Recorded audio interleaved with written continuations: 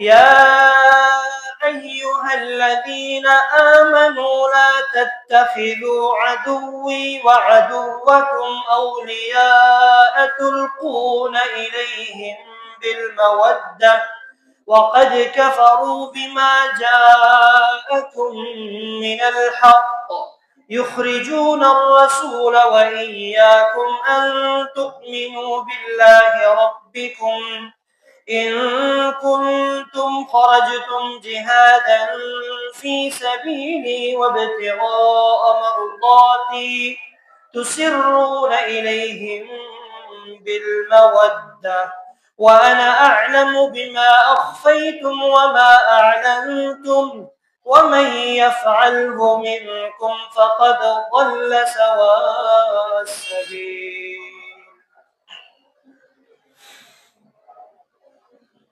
تمام قسم کی حمد و ثنا، تعریف و تسبیحات، تمجیدات، کبریائی اور بڑائی اس اللہ رب العالمین کے لیے، درود و سلام جناب حضرت محمد مصطفیٰ صلی اللہ علیہ وآلہ وسلم پر ہو۔ التجا ہے دربار الہی کی اللہ رب العالمین مجھے حق اور سچ کہنے کی، سمجھنے کی اور اس پر ہم سب کو عمل کرنے کی توفیق عطا فرمائے۔ جیسا کہ آپ لوگوں کے علم میں ہے، آپ کے سامنے نبی صلی اللہ علیہ وسلم کی سیرت طیبہ کی ان عظیم پہلوؤں میں سے ایک پہلو آپ کے سامنے شروع کیا تھا، جو موقع ملتے آپ کے سامنے ترتیب سے بیان کرتا ہے چلے جاتا ہوں۔ نبی صلی اللہ علیہ وسلم کی زندگی، آپ کی حیات طیبہ امت کے لیے ایک آئیڈیل ہے، امت کے لیے ایک اسوہ حسنہ ہے۔ نبی صلی اللہ علیہ وسلم 13 سال مکہ کے اندر مشقت اور سختی کے ساتھ زندگی بسر کیا۔ آپ کے اوپر اور آپ کے جانثاروں کے اوپر مختلف قسم کی تکالیف، پریشانی، امتحانات آتے تھے، لیکن آپ نے بہت مشقت کے ساتھ 13 سال کی زندگی گزارا۔ پھر وہ وقت پہ آ گیا کہ نبی صلی اللہ علیہ وسلم نے صحابہ کرام سے فرمایا اب مکہ چھوڑ کر ہجرت کرنا پڑے گا۔ تو جو موقع ملتا، صحابہ کرام جو ہی موقع مناسب ملتا تو نکل جاتا اور مدینے کی طرف ہجرت کرتا۔ ایک دن ایسا بھی آیا کہ نبی صلی اللہ علیہ وسلم اپنے عظیم ہستی صدیق اکبر ابو بکر صدیق رضی اللہ تعالی عنہ کے ساتھ آپ بھی مکہ چھوڑ کر مدینہ کی طرف ہجرت فرماتے ہیں اور مدینہ کی طرف سفر کرتے ہیں۔ مدینہ کے اندر نبی صلی اللہ علیہ وسلم کو تھوڑا سے سانس لینے کا موقع ملتے ہیں، وہاں عبادات اور دعوت کے کام کو جاری کرنے کا موقع ملتے ہیں آپ کو۔ رسول اکرم صلی اللہ علیہ وسلم مدینے کے اندر اب دعوت جاری ہے، زندگی بسر کرتے جاتے ہیں۔ تو 2 سال گزرنے کے بعد سن 2 ہجری نبی صلی اللہ علیہ وسلم اور اصحاب کرام کے ساتھ غزوہ بدر پیش آیا۔ پھر 1 سال گزرنے کے بعد 3 ہجری 6 شوال عید کی چھٹے یا 5ویں دن، اس میں اختلاف ہے، غزوہ احد پیش آیا۔ اس غزوے کے اندر 70 صحابہ کرام جام شہادت نوش فرماتے ہیں۔ اس کے بعد سن 6 ہجری کا موقع ہے، صحیح بخاری کے اندر تفصیلی واقعہ ہے۔ نبی صلی اللہ علیہ وسلم خواب دیکھتے ہیں کہ آپ احرام بندہ ہوا ہے، صحابہ کرام بھی احرام پہنے ہوئے ہیں اور عمرہ کے لیے مکہ کی طرف روانہ ہے۔ جو ہی آپ خواب دیکھتے ہیں صبح ہو جاتے ہیں، صحابہ کرام کے ساتھ چل پڑتے ہیں تو عمرہ کرنے کے لیے۔ تو آپ نبی صلی اللہ علیہ وسلم اور صحابہ کرام احرام بن کر مکہ کی طرف روانہ ہو جاتے ہیں عمرہ کرنے کے لیے۔ تو صحابہ کرام اور نبی صلی اللہ علیہ وسلم کی معیت میں تقریباً 1400 صحابہ کرام ہیں جو مدینے سے مکہ کی طرف روانہ ہو جاتے ہیں. اور یہ ماہ بعض علماء کہتے ہیں رجب کا مہینہ ہے، لیکن راجی یہ ہے ماہ ذوالقعدہ کا 6 ہجری کا موقع ہے اور ذوالقعدہ کا مہینہ ہے. نبی صلی اللہ علیہ وسلم جب مدینے سے نکلتے ہیں مکہ کے قریب پہنچ جاتے ہیں. ایک وادی ہے جس کو وادی حدیبہ کہا جاتے ہیں، اور آج کل کے حساب سے اس کو شمیسی یا شمیسی کے نام سے لقب دیا جاتا ہے. وہاں جب آپ پہنچتے ہیں صحابہ کرام کے ساتھ تو مکہ والوں کو خبر پہنچتے ہیں کہ نبی صلی اللہ علیہ وسلم کو صحابہ کرام کے ساتھ مکہ کی طرف عمرہ کرنے کی غرض سے آ رہا ہے اور حدیبیہ مقام تک پہنچ گیا ہے. تو جیسا ہی ان کو خبر ملتے اپنے ساتھی روانہ کرتے ہیں کہ ان کو روک دینا، مکہ کے اندر داخلہ ان کو نہیں دینا، ان کو منع کرنا کہ تمہارا مکہ کے اندر داخل ہونا ممنوع ہے، مکہ میں داخل نہیں ہو سکتے. تو نبی صلی اللہ علیہ وسلم نے فرمایا ہم تو جنگ کی غرض سے نہیں آئے اور یا ہم رکنے کے لیے بھی نہیں آئے، صرف ہم عمرہ کریں گے، اللہ کے گھر کا دیدار کریں گے، واپس ہم مدینے چلے جائیں گے، یہاں رکنے کے لیے نہیں آئے. لیکن مکہ والوں نے کیا کہا کہ نہیں، آپ لوگ اس سال عمرہ نہیں کر سکتے اور آپ مکہ میں داخل نہیں ہو سکتے. تو الغرض نبی صلی اللہ علیہ وسلم حضرت عثمان رضی اللہ تعالی عنہ کو بھیج دیا سفیر بنا کر کے ان کو کہہ دینا کہ ہم عمرہ کی غرض سے آیا ہوئے تو لہٰذا ہم جنگ کرنے کے لیے نہیں آئے. لیکن انہوں نے عثمان بن عفان کی بات کو بھی نہیں مانا، رد کر دیا کہ ہم آپ کو مکہ میں داخلہ ممکن ہی نہیں دیں گے. تو الغرض بات یہاں تک پہنچتے ہیں کہ مذاکرات ہو جاتے ہیں، قریش کے بڑے سردار بھی آ جاتے ہیں، نبی صلی اللہ علیہ وسلم بھی ہے، اصحاب کرام بھی ہے، حدیبیہ مقام کے اوپر سب بیٹھے ہوئے ہیں اور آپ معاہدہ لے کر ہیں. معاہدہ لکھتے ہیں قریش مکہ والے اور نبی صلی اللہ علیہ وسلم مدینے والے کے ساتھ معاہدہ کرتے ہیں. اس معاہدہ میں ایسے شرائط مکہ والے ہیں وہ لکھتے ہیں جو مسلمانوں کو بہت گران گزر جاتے ہیں، یعنی کوئی ماننے کے لیے تیار نہیں ہے. ان میں سے ایک شرائط یہ پیش کرتے ہیں، اس میں لکھتے ہیں کہ محمد صلی اللہ علیہ وسلم اگر مکہ سے یعنی مشرکین میں سے اگر کوئی مدینہ چلے جائے، بے دین ہو جائے ان کی نظر میں، یعنی مسلمان ہو جائے، تم نے ان کو واپس کر دینے، مکہ بھیجنے واپس. لیکن اگر مدینہ میں سے کوئی مسلمان ہمارے پاس آئے ہم واپس نہیں کریں گے اس کو. یہ مسلمانوں کے لیے گران کن بات تھی کہ ہم نہیں مانیں گے، لیکن شرائط تھا، تحریر کرتا تھا. تو نبی صلی اللہ علیہ وسلم کی طرف سے لکھنے والے معاہدہ حضرت علی رضی اللہ تعالی عنہ ہے، اور مشرکین کی طرف سے سہیل ابن عامر جو ہے مشرکین کی طرف سے معاہدہ تحریر کرنے والا ہے. تو اس معاہدے کے اندر 10 سال تک معاہدہ رکھتے کہ 10 سال تک ہم آپس میں جنگ نہیں کریں گے اور ہم آزادانہ اپنا زندگی بسر کر سکتے ہیں، جو بھی کسی کے پاس جاتے ہیں کوئی بھی کام ہو وہ کر سکتے ہیں. تو نبی صلی اللہ علیہ وسلم حضرت علی کو کہتے ہیں لکھ دو آپ بسم اللہ الرحمن الرحیم، آپ فرماتے ہیں بسم اللہ الرحمن الرحیم لکھ دو اس معاہدے کے اوپر. تو علی رضی اللہ تعالیٰ عنہ لکھ دیتے ہیں بسم اللہ الرحمن الرحیم. لیکن سہیل اور اس کے وفد کہتے ہیں الرحمن الرحیم نہیں لکھو، ہم نہیں مانتے الرحمن الرحیم. کہتے کیا لکھے ہم؟ کہتے صرف اللہ لکھو، ہم اللہ کو مانتے ہیں، رحمان الرحیم کو نہیں مانتے. نبی صلی اللہ علیہ وسلم کہتے ٹھیک ہے، الرحمن الرحیم کو مٹاؤ، بسمک اللہم لکھ دو، یہ لکھ دیتے ہیں. پھر کہتے ہیں نبی صلی اللہ علیہ وسلم علی رضی اللہ تعالی عنہ کو آپ لکھ دو هذا ما قاض علیہ رسول اللہ صلی اللہ علیہ وسلم وسہیل بن عمرو، یہ وہ فیصلہ ہے جو نبی صلی اللہ علیہ وسلم نے معاہدہ لکھ دیا ہے جو اللہ کا رسول ہے اور سہیل ابن عمرو کی طرف لے کر اس کو مشرکین کی طرف روانہ کر رہے. پھر مشرکین بول پڑ رہے ہم آپ کو رسول ہی نہیں مانتے، آپ رسول کیوں لکھ رہے، رسول کو مٹا دو. پھر یہاں پہ بول پڑنے لگے. تو نبی صلی اللہ علیہ وسلم علی رضی اللہ عنہ نے لکھ دیا تھا یہ بات. اللہ کے رسول نے فرمایا علی امحو، رسول اللہ کو مٹا دو. علی رضی اللہ تعالی عنہ کہنے لگے واللہ لا امحوک ابدا، اللہ کے رسول اللہ کی قسم میں آپ کو مٹا نہیں سکتا، میں نہیں مٹاؤں گا آپ کو. تو اللہ کے رسول کہتے ہیں کہاں لکھا ہوئے رسول اللہ، پین میرے ہاتھ میں دو اور جگہ دکھا دینا. نبی صلی اللہ علیہ وسلم اپنے ہاتھ سے رسول اللہ کو مٹا دیتے. تو 10 سال تک شرائط معاہدہ یہاں حدیبیہ کے موقع پر لکھ دیتے ہیں اور یہ عزم کرتے ہیں کہ 10 سال تک آپس میں لڑائی جھگڑا بہت سارے اور شرائط لے کر گیا تھا، مختصر آپ کے سامنے ہی پیش کیا۔ تو جب شرائط لکھ جاتے ہیں پھر نبی صلی اللہ علیہ وسلم اپنے احرام کھول دیتے ہیں، قربانی کر دیتے ہیں، سر منڈوا دیتے ہیں، پھر واپس مدینے کی طرف آ جاتے ہیں۔ اس معاہدے کے اندر مکہ کے اندر 2 قبائل تھے، بڑا قبائل تھے اور مشرک تھے، ایک قبائل بنو بکر، ایک بنو خزاعہ۔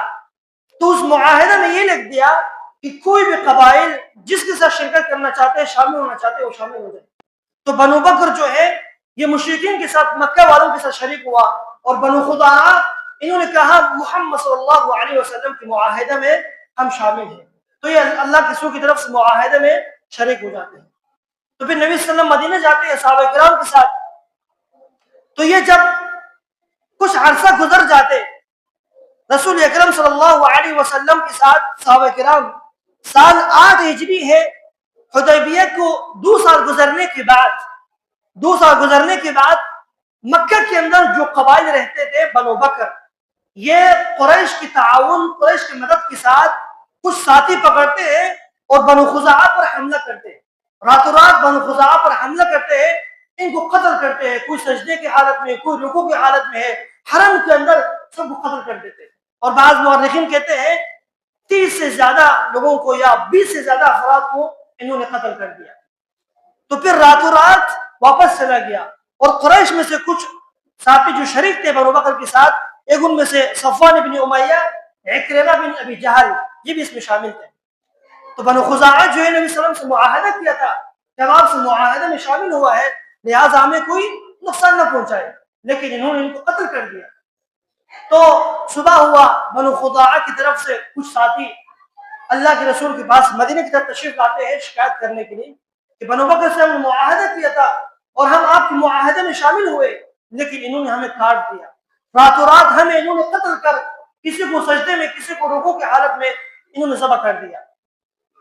تو جب یہ مدینے کے اندر پہنچ جاتے ہیں، بنو خزاعہ کی طرف سے جو سفیر آتے ہیں وہ عمر بن سالم الخزاعی، بڑا خطیب بھی تھے اور بڑا جذباتی بھی تھے بات کرنے میں۔ تو یہ آتے ہیں نبی صلی اللہ علیہ وسلم کے پاس، اور اللہ کے رسول مسجد نبوی کے اندر تشریف فرما ہے۔ بعض مورخین کہتے ہیں کہ انہوں نے اشعار کے طور پر، قصیدے کے طور پر نبی صلی اللہ علیہ وسلم کے سامنے شکایت کرتے ہیں اور کہتے ہیں اللہ کے رسول ہم آپ کے معاہدے میں شامل ہوئے، لیکن قریش نے ہمیں کاٹ دیا، انہوں نے غداری کیا، معاہدہ توڑ دیا اور انہوں نے ہمیں مار دیا۔ تو نبی صلی اللہ علیہ وسلم فرمایا نصرت یا عمر بن سالم الخزاعی، ہم آپ کی ضرور مدد کریں گے۔ تو یہ وجہ ہوا جس وجہ سے مکہ فتح ہونے کا امکان ہوا۔ اسی بات کی وجہ سے نبی صلی اللہ علیہ وسلم نے پھر اصحاب کرام کو جمع فرمایا، مکہ فتح کرنے کے لیے روانہ ہوا۔ تو جب یہ شکایت کی نبی صلی اللہ علیہ وسلم کے سامنے کہ انہوں نے ہمیں مار دیا، ہمیں قتل کر دیا، اللہ کے رسول نے فرمایا ہم ابھی تک اپنی معاہدے پر قائم ہیں، انہوں نے توڑ دیا ہے۔ اللہ کے رسول نے کچھ ساتھی بھیجا، جاؤ مکہ والوں کے پاس، ان سے 3 سوال کرو، اب لوگوں نے ابھی معاہدہ توڑ دیا ہے، پہلے شرط یہ ہے یا مقتولین کا دیت ادا کرو، دیت ادا نہیں کرنے مقتولین کا تو یا بنو بکر سے علیحدگی اختیار کرو، اس قبیلہ کو چھوڑ دو۔ تیسرا شرط یہ ہے یا ہم سے جو ہے تم نے جو معاہدہ کیا ہے اس کو آج سے ختم ہے معاہدہ۔ تو جب یہ ساتھی آتے ہیں نبی صلی اللہ علیہ وسلم کی طرف سے مکہ آتے ہیں، قریش کے سامنے جب شرائط رکھ دیتے ہیں تو قریش کے اندر غرور تکبر تھے مکہ والوں کے اندر، کہنے ہم نہیں مانتے، ہم بس معاہدہ توڑ دیتے ہیں۔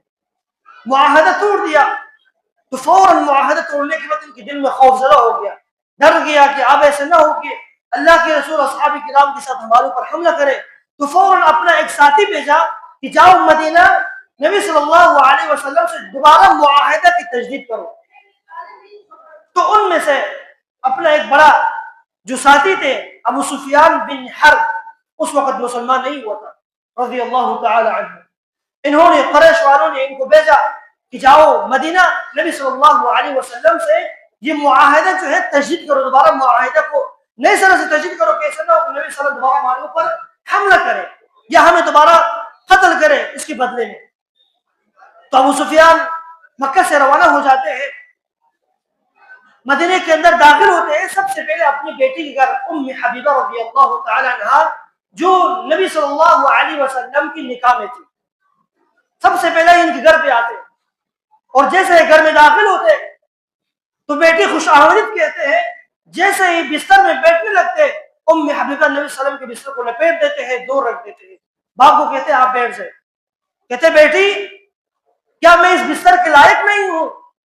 کہنے لگے نہیں، آپ مشرک ہیں، اس لیے مشرک آدمی جو ہے پلید ہوتے ہیں، نبی صلی اللہ علیہ وسلم کے بستر میں بیٹھنے کے لائق نہیں ہے، آپ پہلے اسلام قبول کر لو پھر بستر کے اوپر بیٹھ۔ کہنے لگے بیٹی میری بات تم نے بہت برائی میں مبتلا ہو گیا۔ کہا نہیں، اللہ کی قسم آپ کی مجھے دنیا کے سب سے عظیم دولت مل گیا ہے اور وہ اسلام ہے اور وہ ایمان ہے۔ تو پھر گھر سے نکل جاتے ہیں بیٹی کے گھر سے۔ سب سے پہلے اب خوفزدہ ہے کس کے پاس جاؤں کہ معاہدہ کا تجدید کرو، تو سب سے پہلے آتے ہیں حضرت ابوبکر صدیق کے پاس۔ اب اللہ کے رسول کے پاس جائے کہ اللہ کے رسول سے بات کرے کہ معاہدہ تجدید کرے دوبارہ۔ کہتے میں نہیں کر سکتا، آپ جاؤ خود اللہ کے رسول کے پاس جاؤ۔ پھر جاتے عمر بن خطاب کے پاس، کہتے ہم نہیں کر سکتے، آپ جاؤ اللہ کے رسول کے پاس۔ پھر اس کے بعد جاتے علی بن ابی طالب رضی اللہ عنہ کے پاس، وہ کہتے آپ خود نبی صلی اللہ علیہ وسلم کے پاس جاؤ، ہم اس کے لائق نہیں، معاہدہ اللہ کے رسول کرے گا۔ جاتے ہیں نبی صلی اللہ علیہ وسلم مسجد کے اندر تشریف فرما ہے، نبی صلی اللہ علیہ وسلم کے سامنے سارا واقعہ سناتے ہیں، اللہ کے رسول خاموش ہوتے، کوئی جواب نہیں دیتے۔ جب دیکھتے ہیں کہ جواب نہیں مل رہے تو پتہ چل گیا کہ معاہدہ دوبارہ تجدید نہیں ہوگا۔ وہاں سے ابو سفیان مایوس ہو جاتے، واپس مدینہ کی طرف چلے جاتے۔ تو اللہ کے رسول نے کہا صحابہ کرام سب نے تیاری کرنے ہیں، کسی بھی وقت میں یہ کہہ سکتا ہوں کہ مکہ کے اوپر ہم نے فتح کرنے کے لیے داخل ہوں گے۔ اور اللہ کے رسول نے مدینے کے سارے اطراف کو بند کر دیا، انتظامات کیا تھا کہ کوئی اندر سے کوئی منافق باہر خط نہ بھیجے یا باہر کوئی خبر نہ پہنچائے کہ مدینہ والے مکہ کے اوپر حملہ کرنا چاہتے ہیں۔ تو آپ نے سارے انتظامات کر دیا، مکہ کے سارے اطراف راستوں کو بند کر دیا، آدمی مقرر کر دیا، لیکن منافقی سے تو نہیں ہو سکا، لیکن ایک صحابی سے، ایک مسلمان صحابی سے لغزش ہو گیا، اور وہ صحابی حاطب بن ابی بلتعہ رضی اللہ تعالی عنہ۔ انہوں نے غزوہ بدر کے بعد ان کی اہلیت جو ہے مکہ کے اندر مشرکین کے ساتھ رہا، اور یہ خود مہاجر بن کر مدینہ آ گیا مسلمان ہو کر، تو ان کے خاندان جو ہے مکہ کے اندر مشرکین کے درمیان تھے۔ انہوں نے یہ خط لکھا، خط میں صرف یہ لکھا کہ نبی صلی اللہ علیہ وسلم جو ہے مدینے والے حملہ کرنا چاہتے ہیں، تو لہٰذا آپ لوگ اپنا دھیان رکھنا۔ بس یہ خط لکھ کر ایک خاتون کو دیا، وہ خاتون کو دے کر کہا کہ یہ جا کر مدینے مکہ والوں کو یہ خط پہنچانے میرا۔ جیسے یہ خط لیتی ہے خاتون، راستے میں چلتے ہیں تو اللہ رب العالمین نے نبی صلی اللہ علیہ وسلم کو وحی بھیجتے ہیں کہ یہ خاتون مدینے سے خبر باہر پہنچا رہے۔ تو اللہ کے رسول علی رضی اللہ تعالی عنہ، تین اور صحابی زبیر بن عوام رضی اللہ تعالی عنہ اور مقداد رضی اللہ عنہ، تین صحابی وہ کہتے ہیں فلان جگہ پہ جانے ہیں، فلان خاتون کے ہاتھ میں خط ہے، وہ مکہ کی طرف لے جا رہے، اس کو اٹھا کے لے کر آنے واپس۔ حضرت علی رضی اللہ تعالی عنہ اور دو اور صحابی گھوڑے پہ چلتے ہیں، منزل پہ منزل طے کر کے جاتے ہیں، اور دیکھتے ہیں خاتون اس راستے پہ جا رہی ہے۔ کہا رک جاؤ، آپ کے پاس جو خط ہے وہ نکال دو۔ میرے پاس خط نہیں ہے۔ کہا نہیں، آپ کے پاس خط ہے، تلاشی لوں گا آپ سے۔ کہا میرے پاس نہیں ہے، تلاشی لیا، خط نہیں ملا۔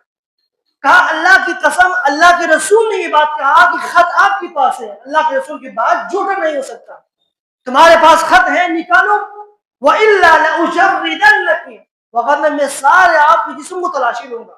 وہ ڈر گئی، وہ خط نکال دیا اپنے بالوں کی چوٹی سے، کہا یہ خط لے لو۔ پھر حضرت علی رضی اللہ تعالی عنہ خط لے کر مدینہ آئے نبی صلی اللہ علیہ وسلم کے پاس، خط لیا اپنے ہاتھ سے، کہا اَيْنَ حاطب بن ابی بلتعہ، کہاں ہے وہ حاطب؟ صحابی کا نام لے کر پکارا، آ گیا سامنے۔ کہا یا رسول اللہ کے رسول نے کہا یہ آپ نے یہ کام کیوں کیا؟ خط کیوں لکھا آپ نے؟ کہا یا رسول اللہ صلی اللہ علیہ وسلم میں نہ منافق ہوں نہ مشرک ہوں، میں مسلمان ہوں، لیکن آپ میرے بات سنیے۔ بات یہ ہے کہ میرے اہلیہ، میرے بیوی بچے جو ہے مکہ کے اندر ہیں، مشرکین کے درمیان ہیں، اس خط لکھنے کے ذریعے سے تو آپ ناکام نہیں ہوں گے، اللہ آپ کو غالب کرے گا، لیکن بات یہ تھا کہ ہو سکتا ہے اس خط کے ذریعے سے وہ لوگ میرے اہلیہ کو یا بیوی بچے کی حفاظت کریں اس جنگ کے درمیان۔ بس اسی وجہ سے تھا میں نے یہ خط لکھا۔ اتنے میں عمر بن خطاب کھڑا ہو گیا۔ صحیح بخاری کے اندر ایک روایت ہے، کہتے ہیں دعنی یا رسول اللہ واللہ لأن اضرب عنق هذا المنافق، اللہ کے رسول چھوڑے مجھے اس منافق کی گردن اڑا دوں گا۔ اللہ کے رسول نے کہا عمر ٹھہر جاؤ، حاتب سچ کہہ رہے، کیا آپ کو پتہ نہیں ہے یہ حاتب وہ شخص ہے جو بدر کے میدان میں شامل ہوئے تھے؟ اللہ نے یہ کہا اعملوا ما شئتم فقد غفرت لكم، اے بدر والو آج کے بعد جو بھی تم کرو اللہ نے تمہیں معاف کر دیا۔ کہ وہ شخص ہے جو بدر کے میدان میں بھی اس جنگ کے اندر شامل تھے اور اللہ نے یہ وعدہ دیا ہے تم سب کو میں نے معاف کر دیا ہے، اس لیے حاتب سچ کہہ رہے۔ تو عمر بن خطاب ٹھہر جاتے ہیں، پھر رک جاتے ہیں۔ اس کے بعد نبی صلی اللہ علیہ وسلم اللہ رب العالمین پھر یہ آیت نازل فرماتے ہیں یا ایھا الذین آمنوا لا تتخذوا عدوی وعدوکم، اللہ فرماتے ہیں سورۃ الممتحنہ، اے وہ لوگوں جو ایمان لائے ہو۔ اب اس آیت کے اندر اللہ رب العالمین نے حاتب بن ابی بلتحا کو مومن کہہ کر پکارا، منافق کہہ کر نہیں پکارا۔ تو یہ خوش ہوا کہ اللہ نے مجھے منافقین کی لسٹ میں شامل نہیں فرمایا۔ فرمایا اے وہ لوگ جو ایمان لائے ہو، کفار کے ساتھ دلی تعلقات محبت دوستی نہیں کرنا۔ تم ان کی طرف پیغام بھیجتے ہو، وہ تمہاری طرف پیغام بھیجتے ہیں۔ حالانکہ مکہ کے اندر سے نبی صلی اللہ علیہ وسلم کو نکالا اور صحابہ کرام کو بھی نکالا، پھر تم ان سے محبت دلی دوستی کرتے ہو۔ اللہ نے اس آیت اتارنے کے بعد منع فرمایا کہ کفار سے مشرکین سے دوسری تعلقات دور ختم کر لیں، چاہے آپ کا رشتہ دار ہو، چاہے آپ کا دور تعلقات ہو، اس سے ختم کر لیں۔ تو اس کے بعد نبی صلی اللہ علیہ وسلم 8 ہجری ہے، 10 رمضان مبارک ہے، مدینے سے 10,000 کا لشکر نبی صلی اللہ علیہ وسلم کی معیت میں فرماتے اب مکہ کی طرف چلتے ہیں، اب مکہ کو فتح کرنے کے لیے ہم روانہ ہو جاتے ہیں۔ تو نبی صلی اللہ علیہ وسلم صحابہ کرام کے ساتھ 10,000 کے لشکر سمیت اب روانہ ہو جاتے ہیں۔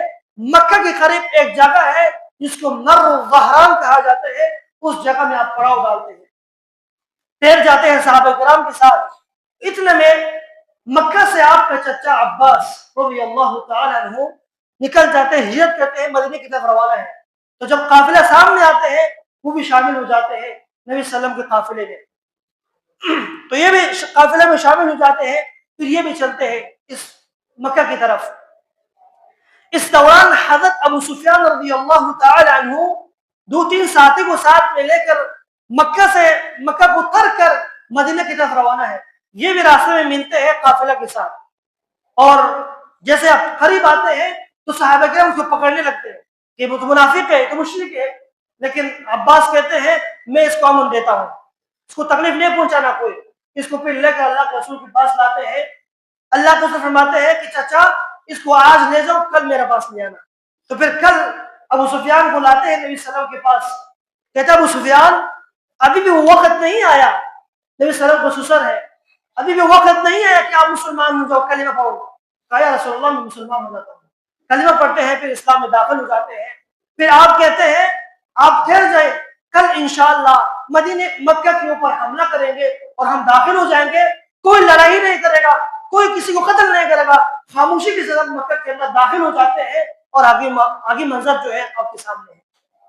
پھر صبح ہو جاتے ہیں، نبی صلی اللہ علیہ وسلم اعلان کرتے ہیں، مدینے کے 2 اطراف میں اپنا فوج جو ہے تقسیم کرتے ہیں، پھر اعلان کرتے ہیں آج جو اپنے گھر میں داخل ہو جائے گا، اپنا دروازہ بند کرے گا، وہ امن میں ہوگا۔ اور دوسرا ومن دخل دار ابی سفیان فهو آمن، اور جو ابو سفیان کے گھر میں داخل ہوگا وہ بھی امن میں ہوگا۔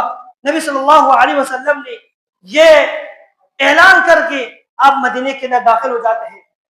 جیسے مکہ کے اندر داخل ہو جاتے ہیں، اور حدیث میں آتے ہیں نبی صلی اللہ علیہ وسلم کے سر میں خول کی جو ہے لوہے جو ہے ٹوپی پہنا ہوا ہے سر میں، اور عاجزی تضرع اتنا زیادہ ہے، اونٹنی کے اوپر سوار ہے، آپ کا جو داڑھی مبارک ہے اونٹنی کے جو اوپر کجاوے ہے اس کے اوپر لٹک کی جا رہے، مطلب اس پر لگ کی جا رہے، ان عاجزی تضرع انکساری کے ساتھ نبی صلی اللہ علیہ وسلم جا رہے۔ یہ صحیح بخاری کے اندر حدیث ہے، اس لیے آپ کے سامنے بیان کرنے کا تفصیل نہیں ہے۔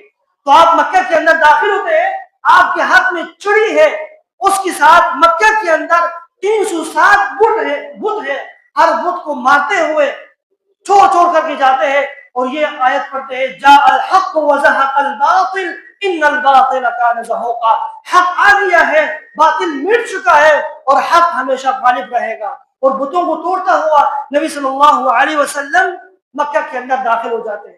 جیسے یہ مکہ کے گیٹ پر پہنچتے ہیں، کہتے ہیں کہاں ہے مکہ کے چابی بردار جن کے پاس مکہ کا چابی ہے؟ طلحہ، حضرت عثمان بن طلحہ رضی اللہ تعالیٰ اس وقت مسلمان نہیں ہوتا، بلاتے ہیں کہ مکہ کا چابی لے آؤ، وہ چابی لاتے ہیں اور مکہ کو پھر کھول دیتے ہیں۔ جیسے اندر داخل ہوتے ہیں، اندر دیکھتے ہیں اندر بھی بت رکھا ہوا ہے، اور ابراہیم علیہ السلام کا جو ہے مورتی بنایا ہوا ہے، اس کے ہاتھ میں جو فال بینی کی جو تلوار ہے وہ بھی بنایا ہوا ہے۔ اللہ کے رسولوں کو بھی مٹا دیا، سب کو ختم کر دیا۔ پھر باہر نکلا، آپ مکہ کے گیٹ پہ نکلا اور نبی صلی اللہ علیہ وسلم نے کہا، ایک صحابی نے اعلان کر دیا الیوم یوم الملحمہ، آج کا دن بدلے کا دن ہے، آج کا دن انتقام کا دن ہے، آج کا دن فسادوں کا دن ہے، ہم ہر ایک سے انتقام لیں گے، ہر ایک سے بدلہ لیں گے۔ یاد کرو وہ زمانہ جس وقت ہم مکہ کے اندر تھے، یہ مشرکین صحابہ کرام کو اس ریگستان کے اوپر گھسیٹ کر بھیجتے تھے۔ وہ بلال رضی اللہ عنہ جس کے پیٹ پر پتھر رکھتے تھے اس کو مارتے تھے، اور عمار بن یاسر کو اس پتھروں کے اوپر کھینچ کر گھسیٹتا ہوا لے جاتے۔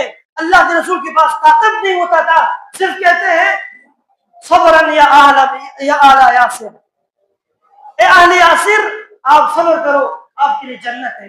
وہ وقت یاد کرو جو تم نے ہمارے پر ظلم کرتے تھے، آج ہم سب سے بدلہ لیں گے، انتقام لیں گے۔ جیسے نبی صلی اللہ علیہ وسلم نے یہ آواز سنا، آپ نے کہا کون ہے آواز دینے والا؟ حضرت سعد بن عبادہ رضی اللہ تعالیٰ عنہ تھے، سامنے آتے ہیں، کہتے ہیں آج کا دن انتقام کا دن نہیں ہے، آج کے دن معافی کا دن ہے، آج میں سب کو معاف کرتا ہوں۔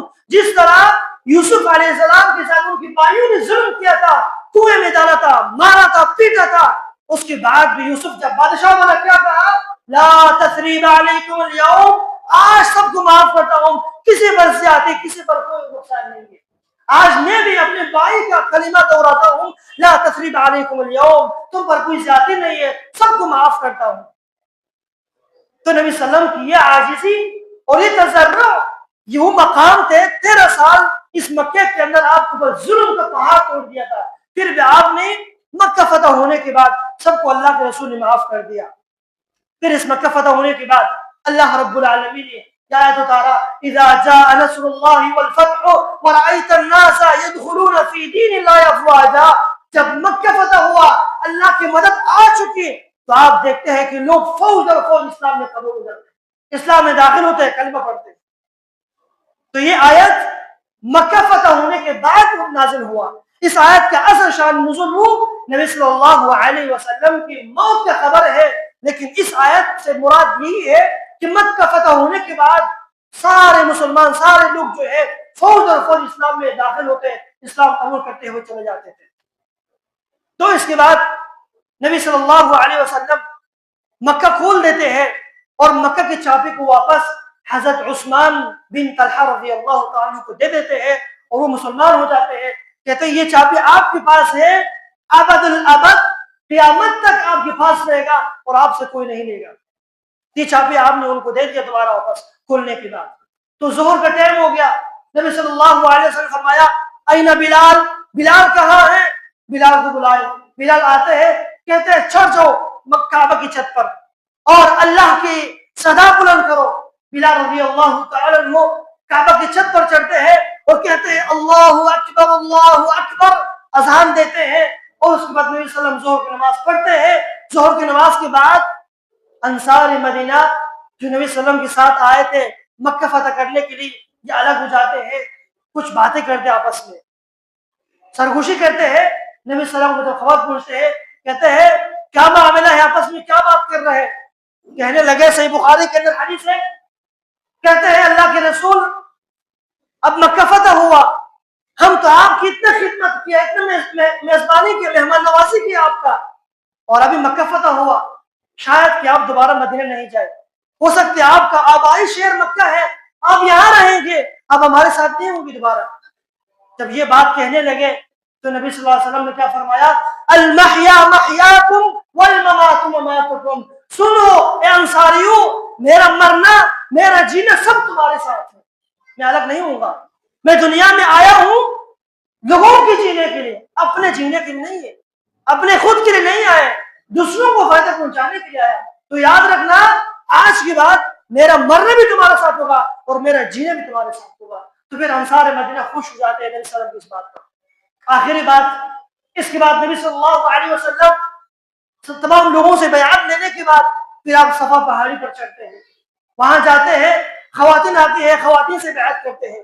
عائشہ رضی اللہ تعالیٰ فرماتی ہے نبی صلی اللہ علیہ وسلم نے کسی بھی خاتون کے ہاتھ پر بیعت نہیں کیا ہے، یعنی ہاتھ ملا کر بیعت نہیں کیا ہے۔ کیا طریقہ کار ہوتا تھا؟ مفسرین مختلف طریقہ کہتے ہیں، بعض طریقہ یہ ہے کہ پردے کے پیچھے آتے تھے، کچھ شرائط نبی صلی اللہ علیہ وسلم کہتے تھے تو خواتین کے سامنے وہ شرائط کہا جاتا تھا، وہ جب مانتے تھے تو بیعت ہو جاتا تھا۔ دوسرا طریقہ یہ تھا کسی پیالے کے اندر پانی لا جاتے، اس پانی کے اندر اپنا ہاتھ رکھتے، کچھ شرائط کہتے نبی صلی اللہ علیہ وسلم اور اس پانی کو پھر خواتین کے پاس لے جاتے، اس شرائط کو دہراتے، وہ بھی بیعت کر جاتے۔ لیکن اللہ رب العالمین نے اس موقع پر سورۃ الممتحنہ کے اندر آپ نے فرمایا اے نبی صلی اللہ علیہ وسلم، جب آپ کے پاس مومن عورتیں آپ کے پاس بیعت کرنے کے لیے آ جائیں تو ان کے سامنے 6 شرائط بیان کرنی ہے، ان کے سامنے 6 شرائط بیان کرنی ہے، اور یہ 6 شرائط قیامت تک ہر وہ عورت اپنے اندر ان شرائط کو لاگو کرے گی، یقیناً اللہ کے رسول کی دعا کا مستحق بن جائے گی۔ وہ کیا ہے؟ اللہ رب العالمین فرماتے ہیں یا ایھا النبی اذا جاءک المؤمنات یبایعنک، اے نبی صلی اللہ علیہ وسلم جب آپ کے پاس مومنہ خواتین آتی ہیں آپ کے پاس بیعت کرنے کے لیے، ان کے سامنے 6 شرائط کہنے۔ سب سے پہلے بیعت کرنے سے پہلے علی اللہ یشرکن باللہ شیئا، کہ اللہ کے ساتھ کسی کو شریک نہیں کرے گی۔ دوسرا شرط ولا یسرقن، چوری نہیں کرے گی، ولا یزنین، تیسرا شرط وہ زنا نہیں کرے گی، اور چوتھا شرط ولا یقتلن اولادہن، اپنے اولاد کو قتل نہیں کرے گے، اور پانچواں شرط ولا یأتین ببہتان یفترینہ بین ایدیہن، کسی پر بہتان نہیں باندھے گی، اور چھٹا شرط ولا یعصینک فی معروف، آپ کی بات آپ کی نافرمانی نہیں کرے گی اچھے باتوں میں، اچھے اعمال میں۔ جب یہ 6 شرائط یہ مانے فبایعہن، ان کے ساتھ بیعت کیجیے، اور ان کے آخر میں کیا کرنے؟